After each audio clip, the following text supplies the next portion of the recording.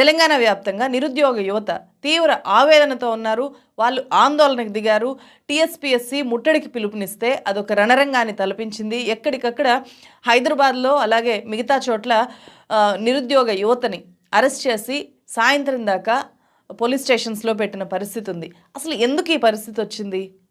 Last year డిసెంబర్లో అధికారంలోకి వచ్చిన కాంగ్రెస్ పార్టీ 6 నెలలు తిరగకుండానే ఎందుకు నిరుద్యోగ యువతని ఈ రకంగా అరెస్టులు చేసే స్థాయికి వెళ్ళింది? అందుకు కారణము నిరుద్యోగులకి ఇచ్చిన హామీలని నిలబెట్టుకోకపోవడం. జాబ్ క్యాలెండర్ ముందే ప్రకటించారు, డేట్లతో సహా ప్రకటించారు, దాన్ని అమలు చేయలేదు. ఇప్పుడు డిఎస్సి గ్రూప్ 1 గ్రూప్ 3 అలాగే గురుకుల నిరుద్యోగులు వీళ్ళందరూ కూడా రోడ్డెక్కారు. వాళ్ళకి ఇచ్చిన ఏ ఒక్క హామీని నిలబెట్టుకోకపోగా అసలు మీకేం కావాలి అని చెప్పి వాళ్ళని అడగకుండా నిర్ణయాలు తీసుకోవడము వాళ్ళ ఆందోళనకి ప్రధానమైన కారణం.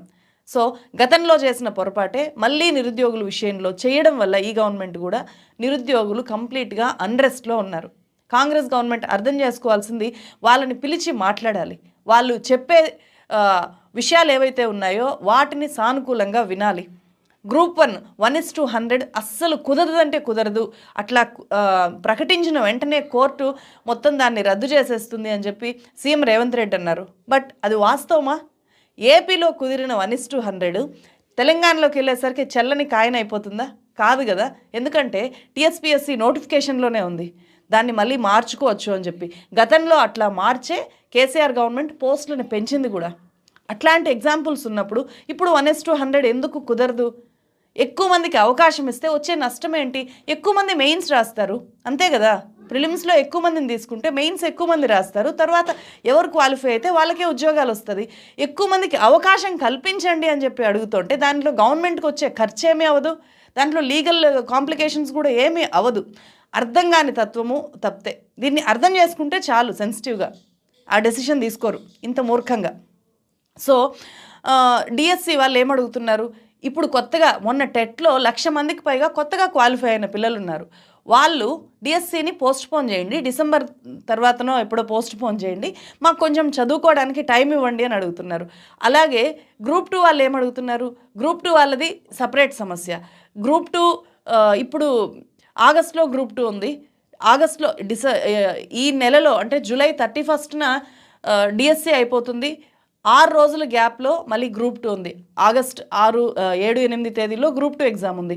6 రోజుల గ్యాప్లో డిఎస్సి రాసేవాళ్ళు, గ్రూప్ 2 రాసేవాళ్ళు చాలామంది ఉంటారు. కాబట్టి ఇంత తక్కువ టైం మాకు సరిపోదు అని చెప్పి గ్రూప్ 2 వాళ్ళు అడుగుతున్నారు. సో దీన్ని గ్రూప్ 3 గ్రూప్ 2ని ఒకేసారి డిసెంబర్కి పోస్ట్పోన్ చేయొచ్చు కదా. గ్రూప్ 3 నవంబర్లో ఉంది, గ్రూప్ 2ని డిసెంబర్కి పోస్ట్పోన్ చేస్తే మేము గ్రూప్ 3 సిలబస్, గ్రూప్ 2 సిలబస్ దగ్గరగా ఉంటుంది కాబట్టి మేము చదువుకోవడానికి వీలు ఉంటుంది, ఎక్కువ మంది రాస్తారు, డిఎస్సి రాసిన వాళ్ళందరూ కూడా అప్పుడు రాయడానికి ఛాన్స్ ఉంటుంది అని చెప్పి వాళ్ళు అడుగుతున్నారు. వీళ్ళ సమస్యల మీద గవర్నమెంట్కి ఏవైనా భిన్నమైన అభిప్రాయాలు ఉంటే వాళ్ళని కూర్చోబెట్టి మాట్లాడాలి, కన్విన్స్ చేయగలగాలి. అంతేగాని అందుబాటులోనే ఉండకపోతే వాళ్ళని ఒక అన్రెస్ట్లో పెట్టేస్తే వాళ్ళు ఎలా చదువుకోగలుగుతారు? మీరు పెట్టే పరీక్షల్ని ఒకేసారి అన్ని పరీక్షల్ని పెడితే ఖచ్చితంగా ఇబ్బంది వస్తుంది. ఇదే సమస్య మీదే గతంలో కూడా నిరుద్యోగులు రోడ్డెక్కారు. సో అప్పుడు ఫైట్ చేసి పోస్ట్పోన్ చేయించుకున్నారు గ్రూప్ 2. మళ్ళీ ఇప్పుడు దాన్నే కొనసాగించడం వల్ల, పోస్ట్పోన్ చేయకుండా మళ్ళీ వెంటనే ఎగ్జామ్స్ పెట్టడం వల్ల వాళ్ళు ఆందోళనలో ఉన్నారు, చదువుకోకుండా రోడ్డు ఎక్కారు. ఏ నిరుద్యోగి కూడా పుస్తకాలను పక్కన పెట్టేసి గవర్నమెంట్ మీద ఫైట్ చేయాలి, అది కూడా కొత్తగా వచ్చిన గవర్నమెంట్ మీద, వాళ్ళే తిరిగి ప్రచారం చేసి గెలిపించుకున్న కాంగ్రెస్ గవర్నమెంట్ మీద ఫైట్ చేయాలి అని చెప్పి ఏ నిరుద్యోగి అనుకోడు. వాళ్ళని ఇప్పుడు బీఆర్ఎస్ పార్టీ ఇన్ఫ్లుయెన్స్ చేసేస్తోంది అని చెప్పి కాంగ్రెస్ పార్టీ కనుక అనుకుంటే, కాంగ్రెస్ నాయకత్వం అనుకుంటే అంతకంటే పెద్ద మూర్ఖత్వం కూడా ఉండదు. ఎందుకంటే నిరుద్యోగులు అప్పుడు బీఆర్ఎస్ చేసిన తప్పుల వల్ల వాళ్ళకి వ్యతిరేకంగా ఫైట్ చేసిన వాళ్ళు ఈరోజు వీళ్ళకి మద్దతుగా బీఆర్ఎస్ వాళ్ళు రావచ్చు. అంత మాత్రాన వాళ్ళే చేయిస్తున్నారు అనుకోవడం అయితే అది కరెక్ట్ కాదు.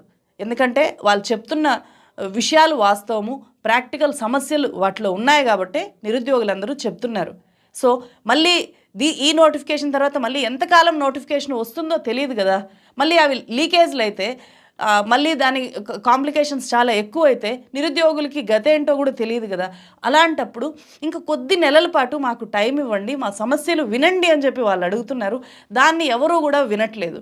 మళ్ళీ బట్టి విక్రమార్క గారు వినట్లేదు, రేవంత్ రెడ్డి గారికి అయితే టైమే ఉండట్లేదు. సో ఇంతకంటే అర్జెంట్ పని ఏముంటుంది? 30 లక్షల మంది నిరుద్యోగుల కంటే అర్జెంట్ పని గవర్నమెంట్కి ఇంకేమైనా ఉంటుందా? సో మిమ్మల్ని అక్కడికి ఎవరైతే కూర్చోబెట్టారో తీసుకెళ్ళి వాళ్ళ సమస్యలు కదా, 30 లక్షల మంది మిమ్మల్ని అడుగుతున్నారు కదా, ఇప్పుడు వాళ్ళు రోడ్ల మీదకి వచ్చారు కదా, వాళ్ళకంటే ఎక్కువగా పోలీసుల్ని మోహరించి ఈరోజు అరెస్టులు చేయిస్తున్నారు. బట్ వాళ్ళు ఊరికే ఉంటారా? ప్రశాంతంగా ఇంటికెళ్ళి పడుకుంటారా తిని? ఉండదు కదా అట్లా. సో గవర్నమెంట్ ఫస్ట్ సానుకూలంగా ఆలోచించడము అనేది అలవాటు చేసుకోవాలి. మీరు మిమ్మల్ని అక్కడ కూర్చోబెట్టింది నిరుద్యోగులు, వాళ్ళు కార్యకర్తలాగా పనిచేసాం మేము అని చెప్పి నేను వాళ్ళతో వెళ్ళి మాట్లాడినప్పుడు వాళ్ళు కెమెరా సాక్షిగా వాళ్ళు చెప్పారు. సో వాళ్ళతో ఫస్ట్ డెలిగేషన్ చేయాలి, వాళ్ళతో మాట్లాడాలి, వాళ్ళు ఏం కోరుకుంటున్నారో అవి న్యాయమైన డిమాండ్లా గొంతెమ్మ కోరికలు అనేది ఫస్ట్ మీరు అర్థం చేసుకోవాలి. అట్లా అర్థం చేసుకోవాలి అంటే ఫస్ట్ మీరు సెన్సిటివ్గా ఉండాలి. సో అట్లాంటి సెన్సిటివిటీని 6 నెలల్లోనే కోల్పోతే సో ఆ తర్వాత పరిణామాలు కూడా మీరే చూస్తారు కదా నిరుద్యోగుల వైపు నుంచి. ఎందుకంటే యువతలో ఆగ్రహము ఎప్పుడైతే మొదలవుతుందో ప్రభుత్వంలో ఉండే వాళ్ళని ప్రశాంతంగా ఉండనివ్వదు కదా. సో వాళ్ళ డిమాండ్లు న్యాయమైనవి అని అనిపించినప్పుడు దాన్ని పరిష్కరించే వైపు గవర్నమెంట్ ఖచ్చితంగా ఆలోచించాలి.